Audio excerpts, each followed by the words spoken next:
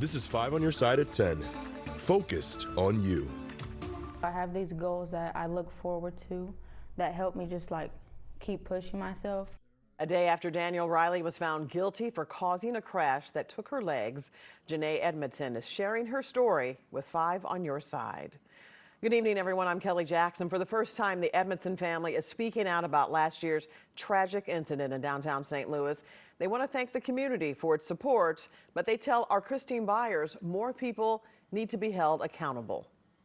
Jana Edmonson can barely move 20 feet without someone in St. Louis stopping her to say how much they've been thinking and praying for her. It gets overwhelming at times, but again, I'm grateful for it because it's also helped me to keep pushing. On February 18th, 2023, Janae's life changed forever when Daniel Riley blew through a yield sign at 45 miles an hour and struck her, severing her legs. This week, a jury found him guilty on almost all charges, recommending he be sentenced to close to 20 years in prison. I was pleased that he was found guilty with pretty much everything that he was charged with, but at the end of the day, like, he has legs. I don't. So he doesn't have to go through what I have to go through just to get back to even walking. And so it's never going to be enough. There are also some people the Edmonsons say haven't supported them, including former St. Louis Circuit Attorney Kim Gardner. Her administration failed to take Riley to trial for an armed robbery 9 months before the accident and failed to ask a judge to revoke his bond after dozens of violations the I-Team found in court records. Did you feel like the Circuit Attorney's Office failed you? Yes. 100%. Many people say Janae's story led to Gardner's resignation. But she was the one that was commanding the ship. She was the leader. It was her responsibility. The Edmonsons say Gardner and St. Louis Mayor Tashara Jones did not reach out to them when Janae was in the hospital. And to me, that was a slap in the face to us. The Edmonsons are also suing the city, alleging it did not properly maintain signage at the intersection where the collision happened. The city changed the yield sign to a stop sign and tried to get the lawsuit dismissed. Your administration failed her. Your city failed her, and now you don't want to offer anything. And I think that is so wrong morally that they take that stance. The Edmonsons are from Smyrna, Tennessee, but Janae's mother hasn't missed a beat on St. Louis news since the accident. She says she's appalled by the city's inaction on a $40 million Safer Streets initiative. It's been a year, so what are we doing? And they've been devastated by the multiple fatal and serious injury accidents that have happened since Janae's, including the Chicago mother and daughter killed downtown after a concert just weeks ago. We've had so many people walk up to us and say, you know, if the light's green, I still stop because I don't know if somebody's coming. As Janae and her parents continue their fight for safer streets, tougher laws, and healing, Janae says they are leaning on their faith for strength. God's purpose for us is way bigger than what we expected. Janae's mother tells me she wants to start a petition to have Kim Gardner's law license revoked. And tonight, the mayor's office says they can't respond to the ongoing litigation. The mayor expresses her deepest sympathies to Janae and her family. Kelly? Thank you, Christine. And we posted our entire interview with Jana and her family on KSDK.com. You can also find it on our YouTube page and the 5+ app on your Apple, Amazon Fire, or Roku TV. Today, the St. Louis Circuit Attorney addressed the Daniel Riley case. Gabe Gore says that his office will prosecute reckless drivers to the fullest extent of the law. He also said Janae's testimony was instrumental to the case and was impressed with her poise on the stand. There are some crimes that resonate deeply with the community, and this is one of them. One thing that will resonate always with me is the resilience of Janae and her family and her determination to not be defined by the horrific injuries she suffered. Riley will be sentenced next month. His attorneys have 10 days to appeal. Madison County prosecutors have charged a man after some disturbing allegations in a Collinsville church. New tonight, Robert Townson reports the suspect, who's not behind bars, is accused of recording video of two women inside a restroom.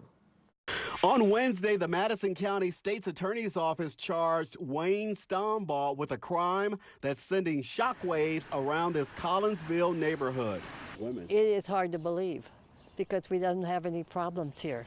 It's just disappointing. Police say last August they first received a report of unauthorized video recording at Unity Spiritual Center near West Clay and North Combs Street. The 60-year-old Stombaugh is accused of recording two women in a bathroom at the church in June and July of last year. Police say church leaders called Stombaugh, who lives in Imperial, Missouri, a regular attendee. I feel sorry for them.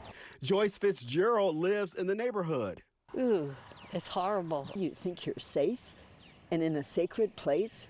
Randy Steele, the president of Unity Spiritual Center and the church's attorney, says the incidents occurred in a lower-level bathroom. Steele says a Masonic group rents from Unity Spiritual Center on Saturdays only.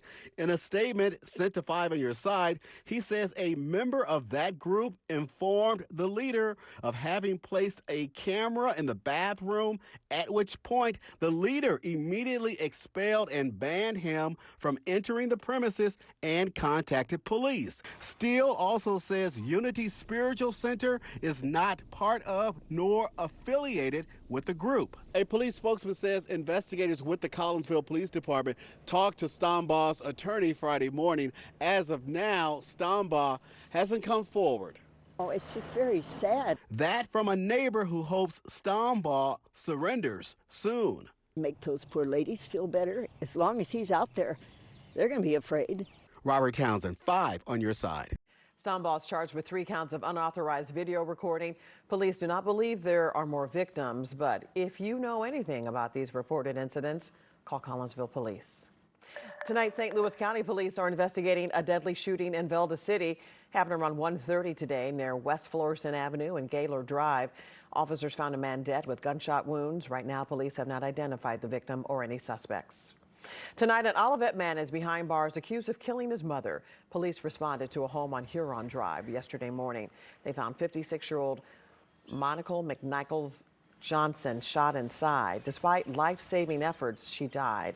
Her son, 25-year-old Jalen Johnson, was arrested on charges of voluntary manslaughter and armed criminal action. Charging documents alleged he shot his mother while she was trying to enter the back of the home, but his attorney says it was an accident. I got a frantic call from Monica's father telling me what happened, that Jalen thought that there was an intruder coming in through the back door, and he fired shots. And this whole thing is just tragic, and Jalen hasn't stopped crying since. Johnson's being held on bond and slated to appear in court next Wednesday for a bond hearing. Tonight, we are working to learn more about what started a deadly fire in Wright City overnight. First responders were called to the home on Westwood Road around midnight. An off-duty firefighter rescued a 23-year-old woman and her 3-month-old baby from inside. The woman died at the hospital. Her baby and the baby's father are in critical condition. 2 other people safely escaped. They're still investigating what caused it. Well, some of you may be dreading losing an hour of sleep this weekend, but first responders are thinking about your safety as the clock springs forward. And we are 31 days, 1 month away from the total solar eclipse across southeast Missouri, southern Illinois. KSDK.com/eclipse has all you need to know.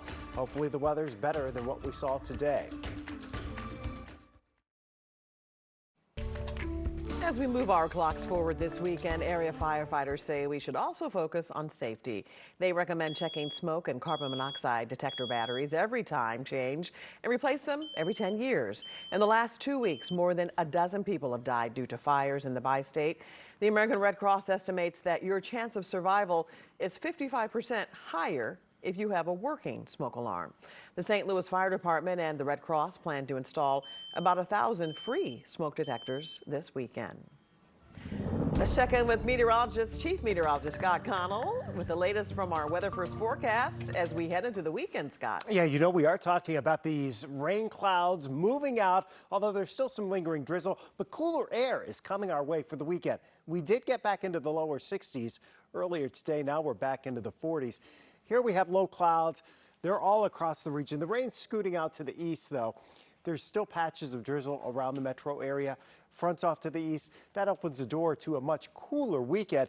And it's a pretty scene from City Park looking back down towards the arch tonight. Kind of a spooky scene almost, with some of that light from the Gateway Arch shooting up and catching the base of the clouds there.